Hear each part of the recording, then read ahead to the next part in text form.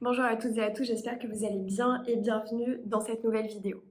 Aujourd'hui, je voulais vous partager le fait que après un mois et demi à peu près à vous sortir régulièrement des vidéos, je me suis rendu compte que je n'aimais pas du tout faire le montage de ces vidéos.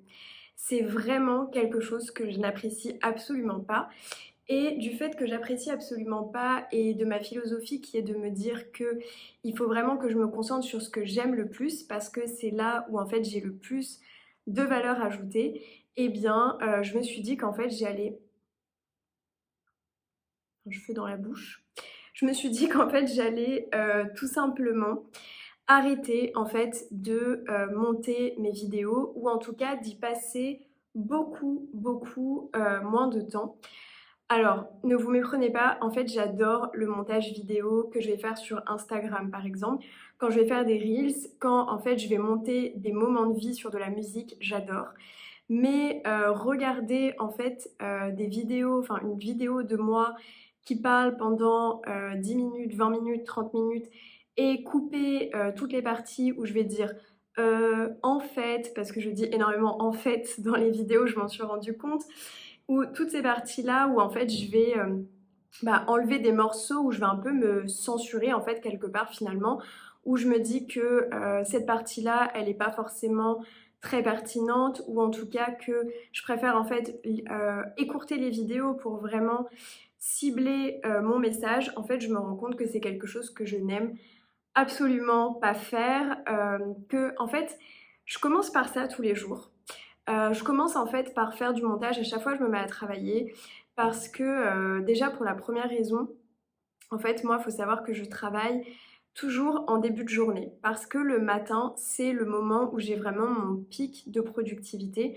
D'ailleurs, je vous invite vraiment à mettre vos tâches, peut-être les plus créatives, les plus importantes dans vos moments où vous êtes le plus ou la plus productive.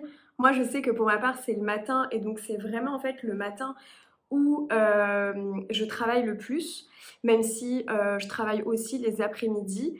Mais je crée vraiment mon emploi du temps et mes tâches en fonction de ma productivité.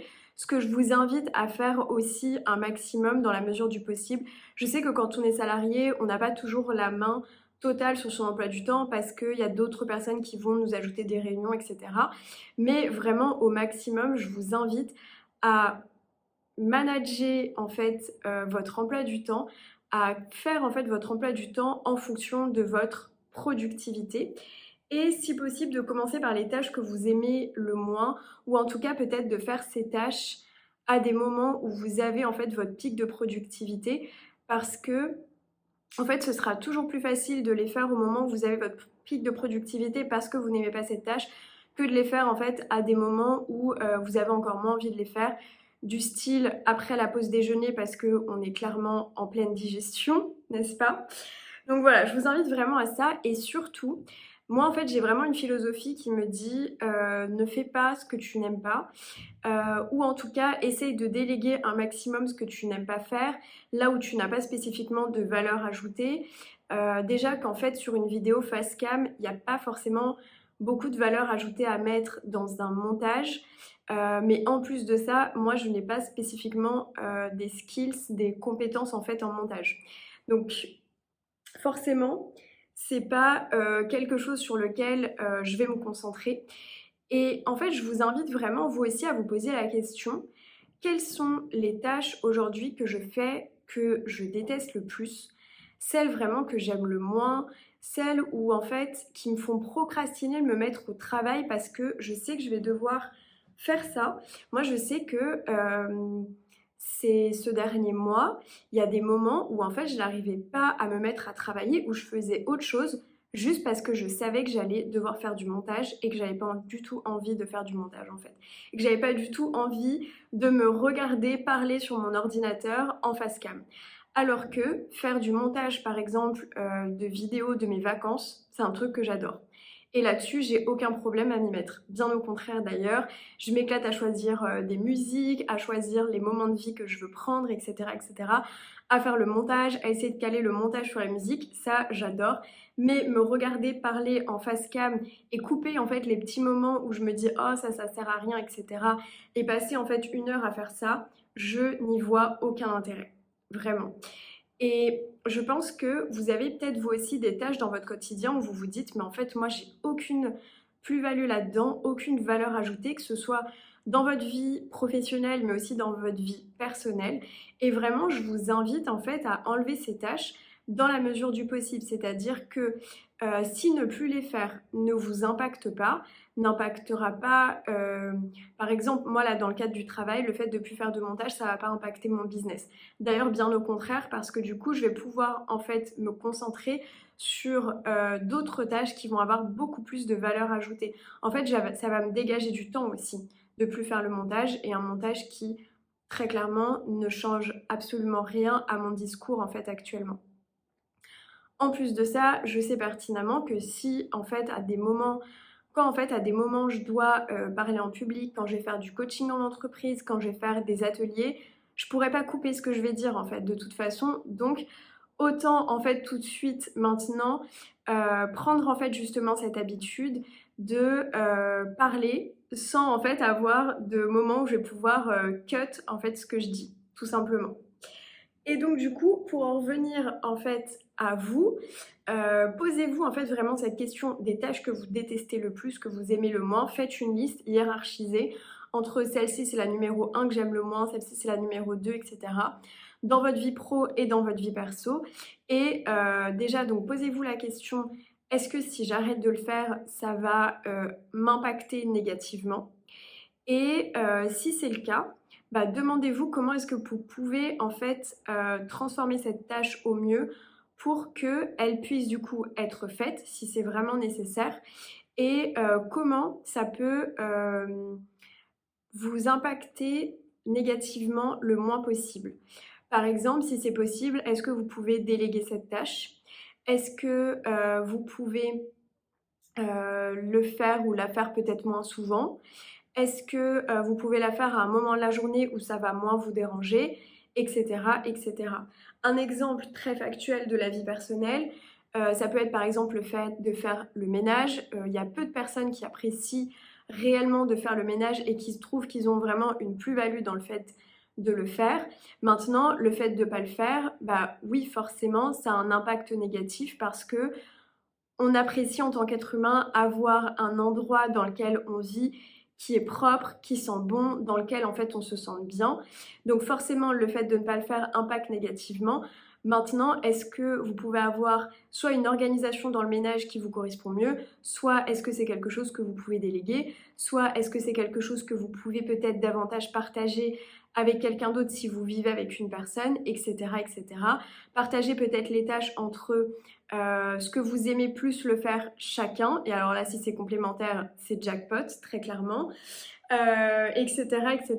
Voilà, je pense que vous avez compris l'idée, je pense que vous avez saisi l'idée, et ça me rappelle en fait aussi une discussion que j'avais eue avec une personne il y a un moment maintenant.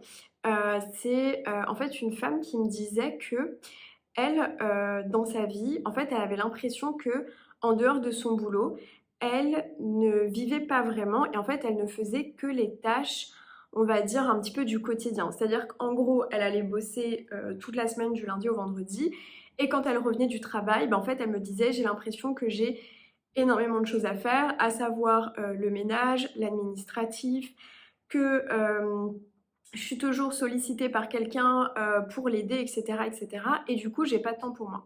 C'est une personne qui n'a pas d'enfant. Voilà, je précise quand même. Et en fait, elle me disait, voilà, constamment, constamment, constamment, il y a des trucs du quotidien qui se rajoutent et du coup, je fais jamais ce que j'aime. Je me pose jamais en me disant qu'est-ce que je veux vraiment faire dans ma vie, quels sont mes objectifs, qu'est-ce que j'ai envie d'accomplir, etc., etc.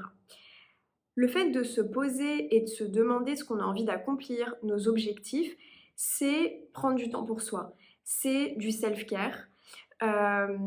C'est en fait ce qui va vraiment donner du sens à notre vie. En fait, c'est vraiment, ce sont nos actions qui donnent du sens à notre vie. Et de manière plus large, on va dire, c'est notre mission. Mais si en fait aujourd'hui on ne se dit pas qu'on a une mission spécifique à accomplir, déjà juste de se demander qu'est-ce qu'on a envie d'accomplir déjà pour soi-même en fait, tout simplement.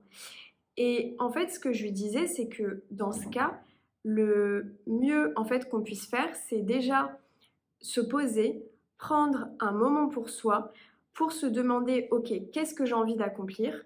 Quels sont les rêves que j'ai envie de réaliser? Que ce soit du voyage, que ce soit au niveau professionnel, enfin bref. Vraiment noter en fait tout ce qui vous passe par la tête. Et en fait, à partir de là, l'idée, en fait, ça va être de planifier ça dans son emploi du temps. Et oui, du coup, on aura peut-être moins de temps pour les tâches importantes du quotidien, mais en fait, on va juste passer moins de temps sur ces tâches importantes du quotidien qui peuvent être l'administratif, le ménage, que sais-je, et passer en fait davantage de temps sur ce qui est vraiment important pour nous en fait en tant qu'être humain, ce qui en fait va nous rendre en fait véritablement heureux et heureuses. Donc vraiment essayer au maximum de ne pas être envahi par toutes ces tâches un petit peu obligatoires. Essayez vraiment de soit les supprimer, soit les déléguer, soit peut-être les transformer d'une manière ou d'une autre pour que ça vous semble plus agréable et que ce soit moins une corvée que ce que c'est aujourd'hui. Et essayez au maximum de vous concentrer sur ce sur quoi vous avez vraiment une valeur ajoutée dans votre vie, sur ce qui compte le plus en fait vraiment pour vous et ce qui va faire en fait que votre vie va changer dans la direction que vous avez envie qu'elle prenne. C'est vraiment cette idée de simplifier en fait au maximum son quotidien pour se concentrer sur vraiment ce qui va en fait nous apporter le plus de valeur, le plus aussi de bonheur également. Et c'est un petit peu en fait, vous savez, le 80-20, la loi de Pareto, c'est-à-dire en fait 20% de mes actions m'apportent 80% des résultats. Et ça en fait, c'est une loi qui est plutôt utilisée dans le côté productivité, business, etc. Mais ça peut être aussi 20% de ce sur quoi je me concentre m'apporte en fait 80% de bonheur. Et donc vous pouvez en fait vraiment être dans cette idée et je vous invite en fait à être dans cette logique de je le fais pas juste dans une idée de productivité et de supprimer les tâches qui me plaisent pas, mais aussi en fait parce que en faisant ça, ça va aussi m'apporter davantage de bonheur, de satisfaction, d'être satisfait aussi et satisfaite de moi-même parce que je me concentre vraiment sur ce que j'aime, sur ce qui me plaît et sur ce qui, en fait, voilà, à terme, m'apporte des résultats et du bonheur.